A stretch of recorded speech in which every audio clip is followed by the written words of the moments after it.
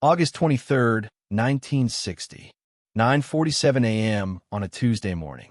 Courtroom 3B in the New York County Criminal Court Building at 100 Center Street, Lower Manhattan. Ellsworth, Bumpy, Johnson sat at the defendant's table, his hands folded calmly in front of him, his face showing no emotion despite the absurd charges being leveled against him. He was 55 years old, dressed in an immaculate charcoal suit that cost more than most working men earned in a month, looking more like a successful businessman than the legendary Harlem gangster the prosecution wanted the jury to believe he was.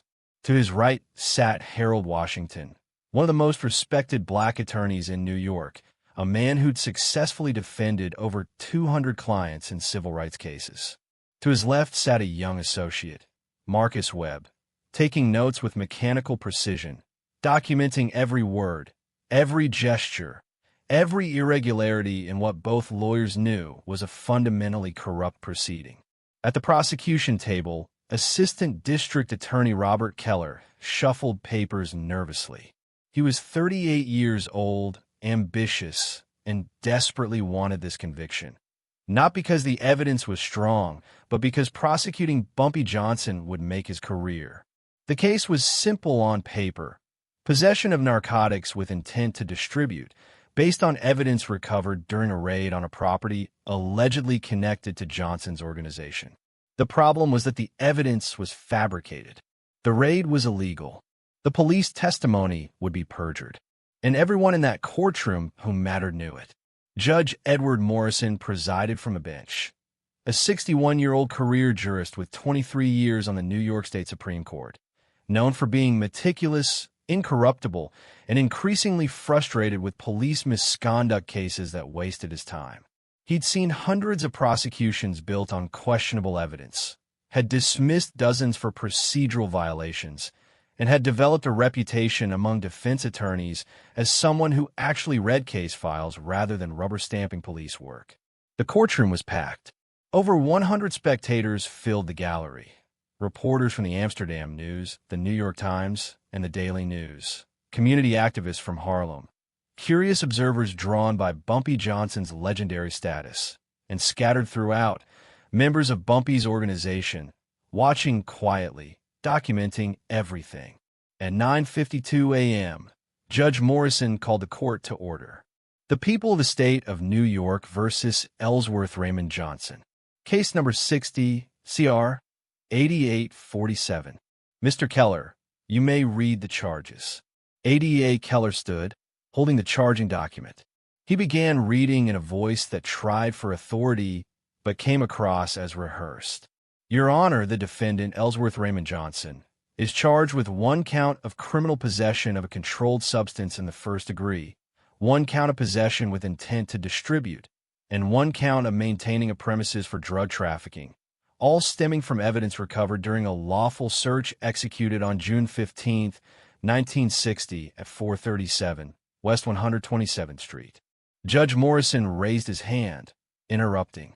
Excuse me, Mr. Keller. June 15th, you said. Yes, Your Honor. And what time was this search executed? Keller consulted his notes. Approximately 2:30 a.m., Your Honor. Morrison flipped through the case file in front of him, his expression darkening. And the warrant for this search was issued when? June 14th, Your Honor. Issued by Judge. At what time? Morrison interrupted again, his voice sharper now. Keller hesitated. He flipped through papers, looking for the timestamp. I believe it was 11:47 p.m., Your Honor. 11:47 p.m., Morrison repeated slowly. He looked at the warrant application in his file.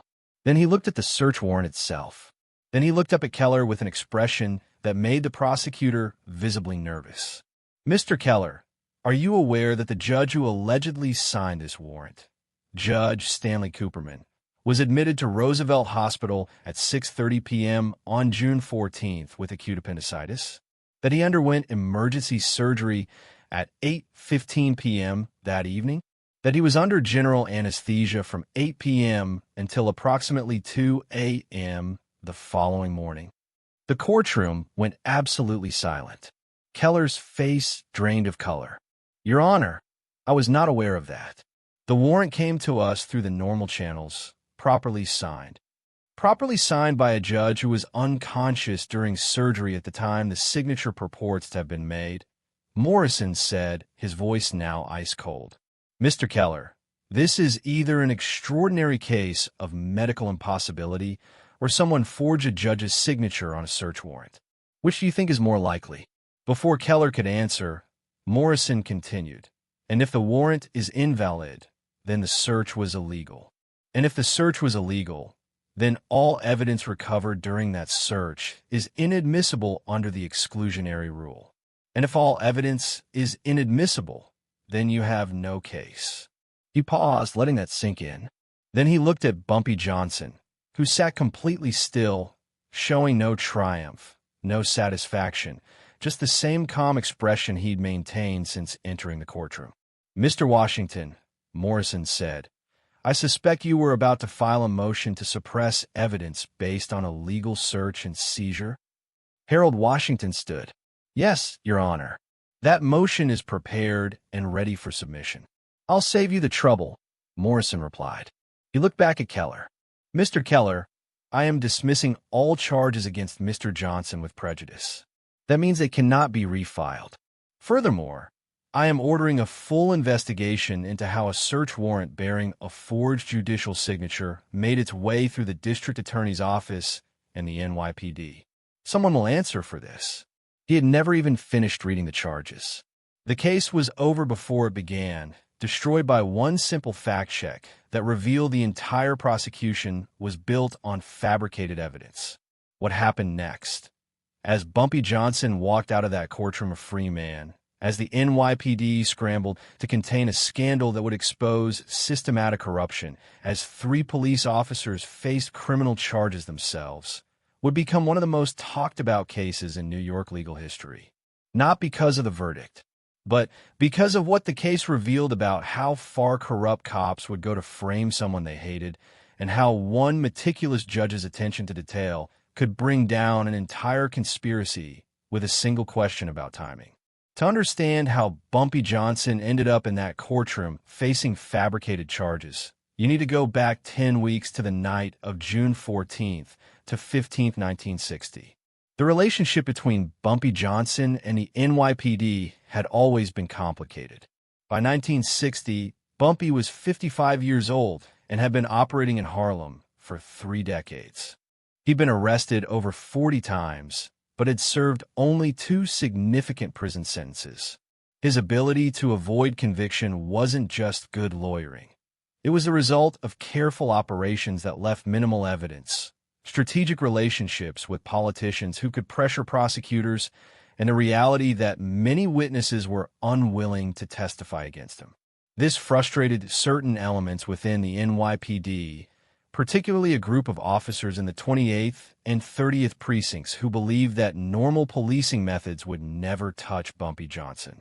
If the system couldn't convict him legitimately, these officers reasoned, then the system needed help. The conspiracy began in early June 1960, orchestrated primarily by 3 men. Detective Vincent Romano, 42 years old, 18 years on the force, assigned to the 28th Precinct's narcotics unit. Romano had a reputation for aggressive policing that often crossed legal boundaries. He'd been the subject of multiple internal affairs investigations, none of which had resulted in discipline. He particularly hated Bumpy Johnson, not for any personal reason, but because Bumpy's success challenged Romano's worldview about racial hierarchy and criminal justice. Sergeant Patrick Delaney, 39 years old, 15 years on the force, also in the 28th Precinct. Delaney was Romano's immediate supervisor and his partner in corruption. Together, they'd been running their own protection racket in Harlem, taking payoffs from small-time criminals and occasionally framing those who refused to pay. Officer Michael Sullivan, 31 years old, 7 years on the force, younger and more reluctant than his partners, but ultimately complicit.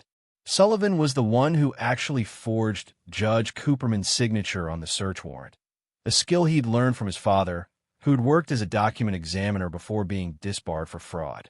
On June 14, 1960, these three officers had planted narcotics at 437 West 127th Street, a building that had once been associated with Bumpy's organization but was no longer actively used. They'd chosen this location specifically because it had historical connection to Bumpy without current oversight, meaning fewer witnesses to contradict their story. The plan was simple: obtain a search warrant for the building, discover the planted narcotics, arrest Bumpy Johnson for possession with intent to distribute, and use the narcotics evidence to finally secure a conviction that normal policing had failed to achieve. But there was a problem. Judge Stanley Cooperman, who normally rubber-stamped search warrants for the 28th Precinct, was admitted to Roosevelt Hospital with acute appendicitis on the evening of June 14th. Emergency surgery was required. Cooperman would be unavailable for at least a week. Romano and Delaney needed that warrant immediately. The narcotics were already planted. They'd scheduled a raid for early morning June 15th. Witnesses had been prepared. The entire operation was timed precisely. So Officer Sullivan forged Cooperman's signature on a blank warrant form, backdated it to 11:47 p.m. on June 14th, a time when Sullivan thought Cooperman would have still been available, and submitted it through normal channels. Nobody checked. Nobody verified. The warrant looked official, bore an apparently legitimate signature, and moved through the system exactly as a real warrant would. At 2:30 a.m. on June 15th, 1960, Romano, Delaney, and Sullivan, along with four other officers, raided 437 West 127th Street. They broke down the door, searched the premises, and miraculously discovered 3 kilograms of heroin hidden in a basement storage room. Narcotics they themselves had planted 8 hours earlier. The arrest warrant for Bumpy Johnson was issued that same day. He was taken into custody on June 16th, arraigned on June 17th, and the case was scheduled for trial in August. Romano celebrated. Finally, they had Bumpy Johnson on serious charges with physical evidence. Finally, the legendary Harlem gangster would face real consequences. What Romano didn't know was that Judge Morrison, assigned to the case randomly through the court's rotation system, was the one judge in New York County who actually read every document in every file thoroughly before trial. And that attention to detail would unravel everything. Harold Washington received Bumpy Johnson's case on June 20th, 1960, for days after the arrest. Washington was 54 years old, a graduate of Howard University Law School, and had been practicing in New York since 1932.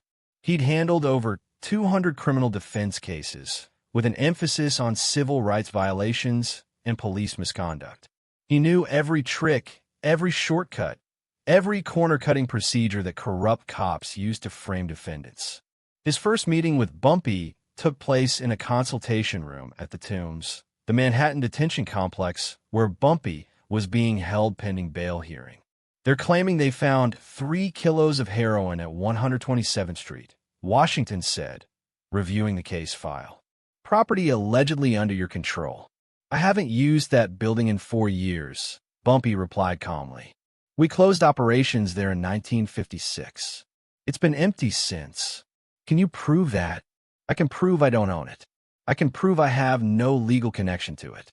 But proving I don't secretly control it? That's harder. Washington nodded. This was the problem with conspiracy charges. Proving a negative was nearly impossible. But something about the case bothered him. The timeline is tight, Washington said. Warrant issued late night, June 14th. Raid executed early morning, June 15th. That's fast, even for narcotics warrants. Too fast, Bumpy agreed. Romano has been after me for years. This feels personal, not procedural. Then let me look at procedure, Washington said. If they rushed this, they made mistakes. And mistakes are what we exploit. Over the next 6 weeks, Washington and his associate Marcus Webb conducted an investigation that would ultimately expose the entire conspiracy. Week 1, property records. Webb pulled property records for 437 West 127th Street. The building was owned by a holding company with no direct connection to Bumpy Johnson. Lease records showed the building had been vacant since February 1957. Not 1956 as Bumpy remembered, but close enough to establish that current operations there would be unlikely. Week 2. Witness canvass. Webb interviewed residents in the buildings surrounding 437 West 127th Street. Multiple witnesses confirmed the building had been empty for years. One witness, Mrs. Sarah Henderson, an 68-year-old retiree who lived directly across the street, reported seeing police officers entering the building on the afternoon of June 14th, approximately 3 p.m., hours before the official raid. I remember because I thought they were there for an inspection or something, Mrs. Henderson told Webb. But they weren't in uniform. Plain clothes. They carried a box inside, stayed maybe 20 minutes, then left. Webb documented this carefully. Police entering a building hours before a raid, carrying materials, leaving without arresting anyone. That suggested planting evidence. Week 3. The warrant. Washington personally examined the search warrant. Everything appeared proper on the surface. Correct case number, correct address, correct judge's signature, correct timestamp showing 11:47 p.m. on June 14th. But Washington noticed something odd. The signature was shaky, inconsistent with Judge Cooperman's normally steady hand, and the timestamp seemed too precise. Most judges just wrote p.m. without exact minutes unless they were documenting something specifically. On a hunch, Washington called Judge Cooperman's chambers. Judge Cooperman's office. How may I help you? This is Attorney Harold Washington. I have a case involving a warrant Judge Cooperman signed on June 14th, late evening. I wanted to verify some procedural details. June 14th. The clerk sounded confused. Judge Cooperman was in the hospital on June 14th. Emergency surgery. He didn't sign anything that day. Washington felt his pulse quicken. Are you certain? Absolutely. He was admitted around 6:30 p.m. and underwent appendectomy that evening. He didn't return to the bench until June 27th. Can you provide me with hospital records confirming this?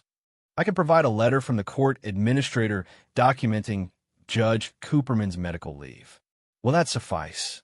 That will be perfect. Washington hung up and immediately called Marcus Webb. We have them. The warrant is forged. Cooperman was in surgery when he allegedly signed it. Week 4 to 5, building the defense. Washington and Webb spent the next 2 weeks assembling documentation. Hospital admission records for Judge Cooperman. Surgery schedule showing he was under anesthesia from 8 p.m. to 2 a.m. Court administration letters confirming Cooperman's absence. Witness statements from Mrs. Henderson and others establishing police presence before the raid. Property records establishing Bumpy's lack of connection to the building.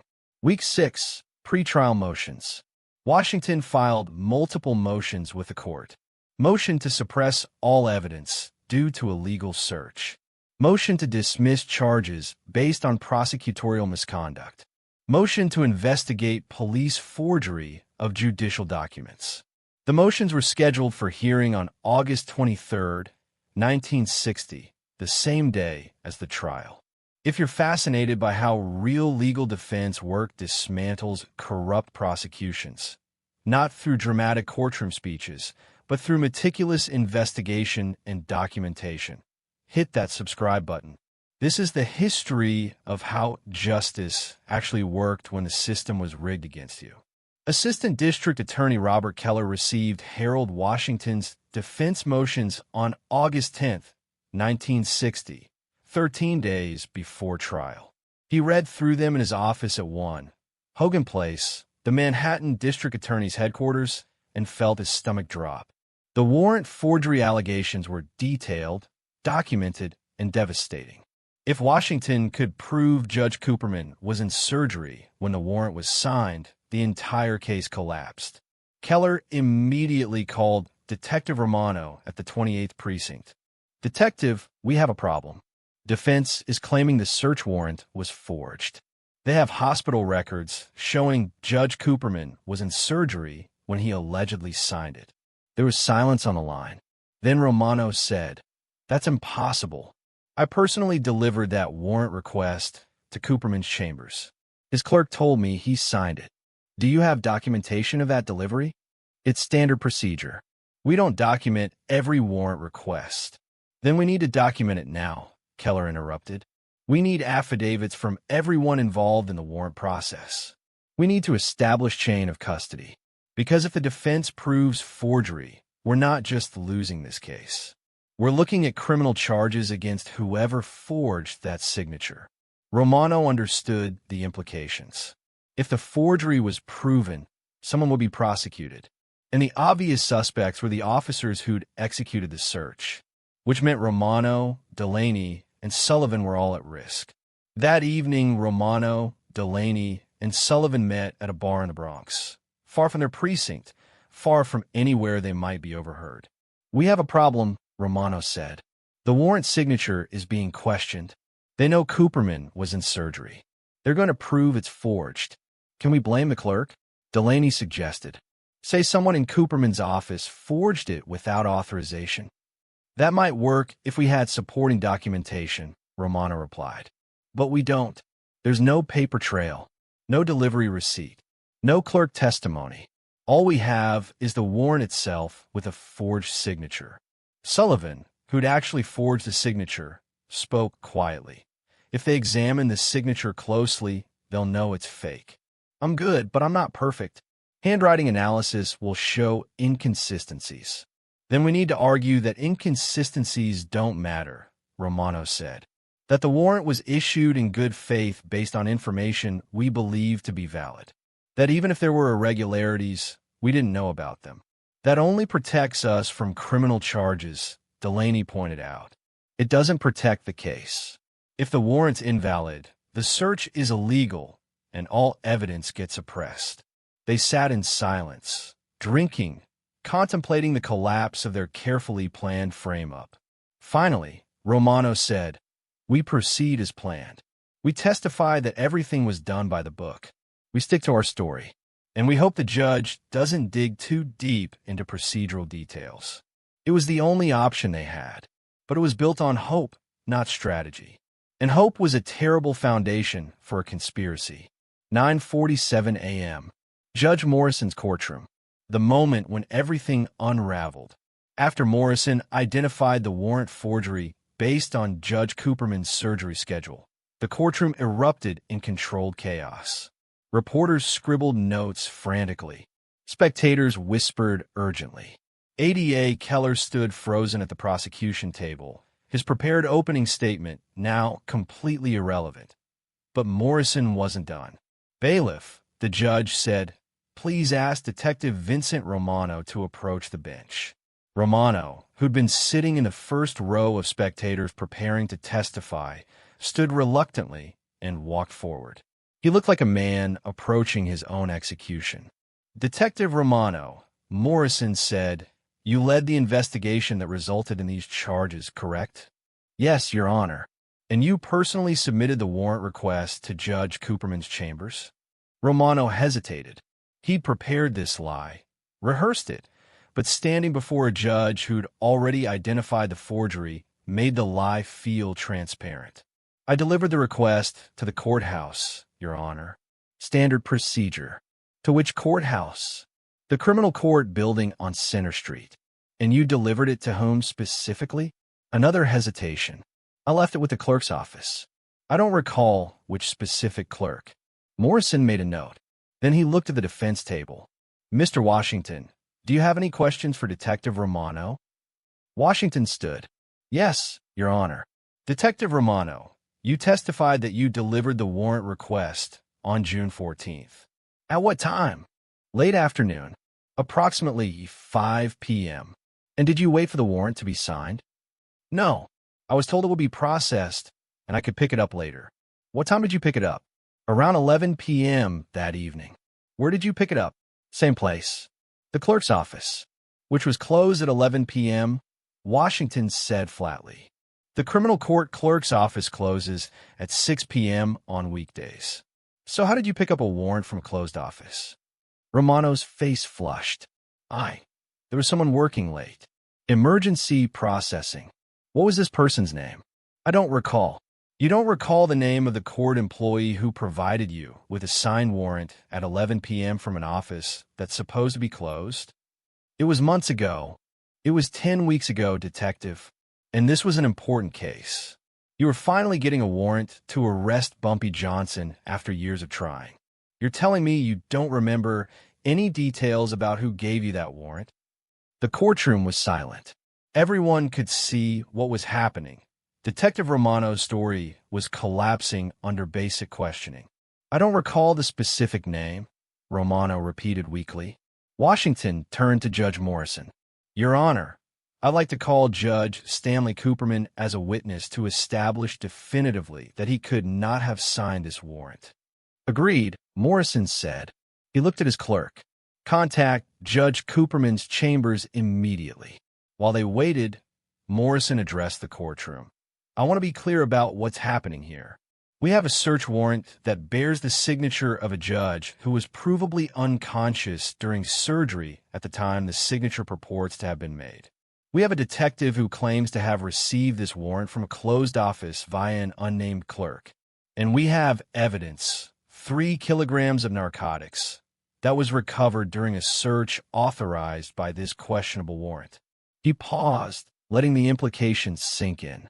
Under the Fourth Amendment and New York criminal procedure, evidence obtained through an illegal search is inadmissible. If this warrant is forged, and all evidence suggests it is, then everything that followed from it is tainted. The search, the seizure, the arrest, the prosecution. Judge Cooperman arrived at the courthouse within 45 minutes, still recovering from his appendectomy, but willing to testify. He took the stand at 11:23 a.m. Judge Cooperman, Morrison began, did you sign a search warrant for 437 West 127th Street on June 14, 1960? No, Your Honor, I did not. Are you certain? Absolutely. I was admitted to Roosevelt Hospital at approximately 6:30 p.m. that day with severe abdominal pain.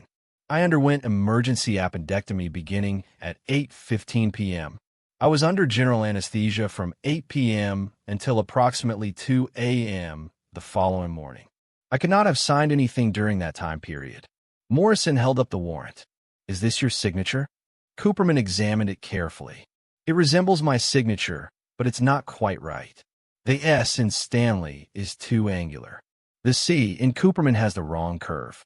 This is a forgery, though a reasonably skilled one. Morrison turned to the prosecution table. Mr. Keller, does the state wish to proceed with this case, knowing that your primary evidence was obtained through a forged warrant? Keller looked like he wanted to disappear through the floor. Your Honor, I was not aware of any forgery. The warrant came to our office through proper channels with what appear to be appropriate signatures. If there were irregularities, they occurred before the district attorney's office received the case. That may protect you from personal liability, Morrison said, but it doesn't protect your case. Mr. Washington, I assume you're moving to dismiss. With prejudice, Your Honor, meaning charges cannot be refiled. Granted, all charges against Mr. Ellsworth Johnson are dismissed with prejudice. Furthermore, Morrison turned to Detective Romano, who was still standing near the bench looking increasingly panicked. Detective Romano, I am referring this matter to the district attorney's office for criminal investigation. Specifically, I want investigated who forged Judge Cooperman's signature, who knew about the forgery, and who participated in a conspiracy to frame Mr. Johnson. Sergeant Delaney and Officer Sullivan, who I see are also present in this courtroom, are included in this referral. He looked at the 3 officers with undisguised contempt. Gentlemen, you attempted to frame a citizen, regardless of his alleged criminal background, using forged judicial documents and planted evidence. That's not police work. That's corruption of the worst kind. You will be investigated, and if the evidence supports it, you will be prosecuted. The hearing ended at 12:17 p.m. Bumpy Johnson walked out of the courtroom a free man, all charges dismissed. Behind him, 3 police officers faced the prospect of criminal charges themselves. The investigation into the warrant forgery began immediately and expanded rapidly as investigators discovered the conspiracy went deeper than just 3 corrupt cops. Manhattan District Attorney Frank Hogan, one of the most respected prosecutors in America, known for pursuing corruption wherever it led, personally took charge of the investigation. He assigned Chief Assistant DA Alfred Scotty and a team of 6 investigators to examine every aspect of the June 15th raid. September 1960, the document analysis. Forensic handwriting experts from the FBI, brought in specifically because NYPD document examiners couldn't be trusted given the corruption involved, analyzed the forged warrant signature. Their conclusion: the signature was forged by someone with document examination training, using a technique called freehand simulation, where the forger studies the genuine signature extensively before attempting to reproduce it. The skill level suggested either professional training or extensive practice. Investigators focused on Officer Michael Sullivan, whose father had been a document examiner. When confronted with the evidence, Sullivan broke within 3 hours of interrogation.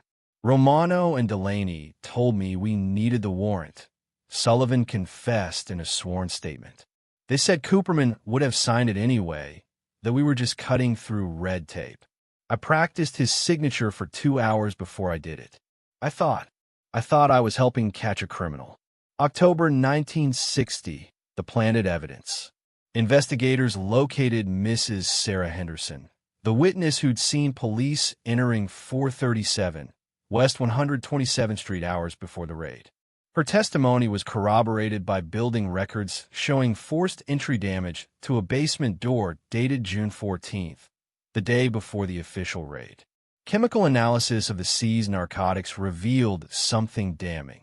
The heroin had fingerprint from Detective Romano and Sergeant Delaney, but none from anyone else. If the drugs had been stored in that building by actual criminals, there would be multiple sets of prints. The absence of any prints except the arresting officers proved the narcotics had been planted. November 1960, the broader conspiracy. As investigators dug deeper, they discovered Romano and Delaney had framed at least 4 other defendants using similar tactics, though none as elaborate as the Johnson case. Building searches, planted evidence, fabricated witness statements. 2 of those defendants were still in prison serving sentences based on Romano and Delaney's fabricated cases. Immediate reviews were ordered for their convictions. December 1960, the prosecution.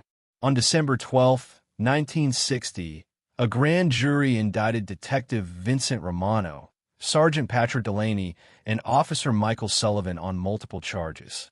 Forgery of judicial documents, Sullivan. Conspiracy to commit forgery, Romano and Delaney. Perjury, all 3, for false testimony about warrant procedures. Evidence tampering, Romano and Delaney, for planting narcotics. Deprivation of civil rights under federal law, all 3. The trial took place in March 1961 before Judge Edward Morrison, the same judge who dismissed the charges against Bumpy Johnson.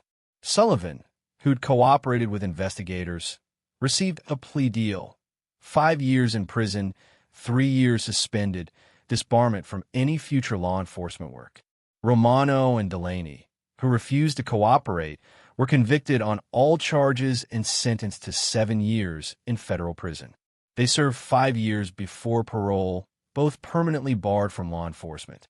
The Bumpy Johnson warrant forgery case became a landmark in New York legal history, cited in over 40 subsequent cases involving police misconduct and illegal searches. But the case's impact went far beyond legal precedent. Impact on the NYPD.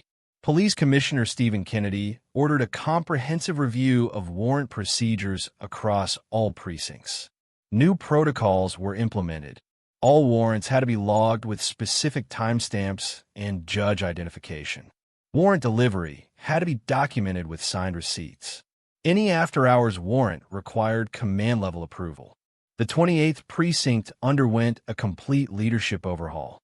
Captain Morrison, no relation to Judge Morrison, was removed and replaced with Captain James Bradley, who implemented community policing strategies that actually improved police-community relations. Impact on the courts. Judge Edward Morrison's meticulous attention to procedural detail in the Johnson case established a new standard for judicial oversight. Other judges began scrutinizing warrant applications more carefully, particularly for high-profile defendants where officers might be tempted to cut corners. A 1962 study found that warrant rejections for procedural deficiencies increased by 300% in Manhattan courts following the Johnson case. Judges were no longer rubber-stamping police applications.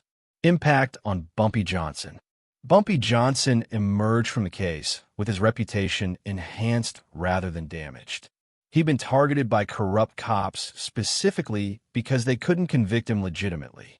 The forgery conspiracy proved what Harlem residents already believed. The system was so corrupt that even framing Bumpy required breaking the law. Bumpy lived another 8 years after the case, dying in 1968 at age 62.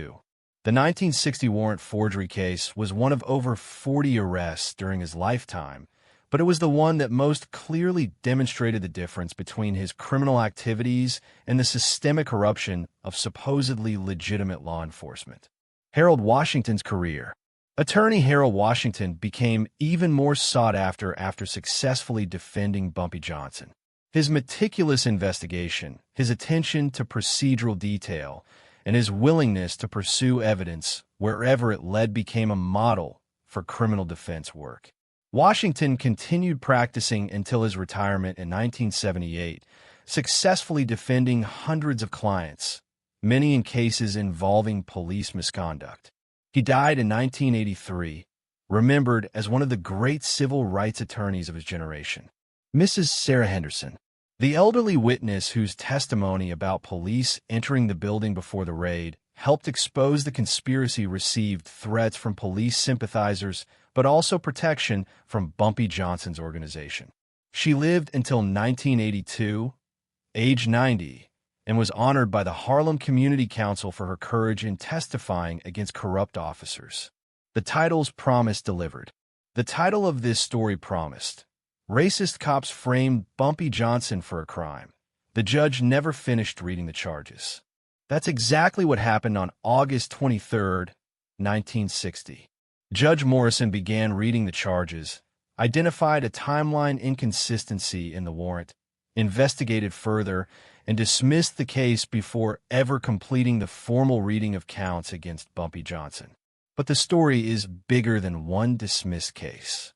It's about what happens when systemic corruption meets meticulous judicial oversight, when criminal defendants have access to competent legal representation, when investigators follow evidence regardless of who it implicates, when judges actually do their jobs rather than rubber-stamping prosecutions. The three officers who framed Bumpy Johnson believed they were above accountability, believed their badges protected them, believed the system would support their lies because they were cops and he was a criminal. They were wrong. The system, when it functions correctly, when judges like Edward Morrison insist on procedural integrity, when attorneys like Harold Washington do thorough investigations, can expose corruption and protect even unpopular defendants from fraudulent prosecution. Romano, Delaney, and Sullivan spent 5 years in prison for their crimes. Bumpy Johnson walked free, vindicated not by his own innocence of all criminal activity, but by the greater crime of police corruption that had tried to destroy him through forged documents and planted evidence. That's the real lesson of August 23, 1960. Justice isn't about who's popular or who's powerful. It's about procedure, evidence, and judges willing to ask uncomfortable questions about timeline inconsistencies. Judge Morrison never finished reading those charges because the charges were built on lies. And when lies meet scrutiny, they collapse spectacularly, completely, and with consequences for those who told them.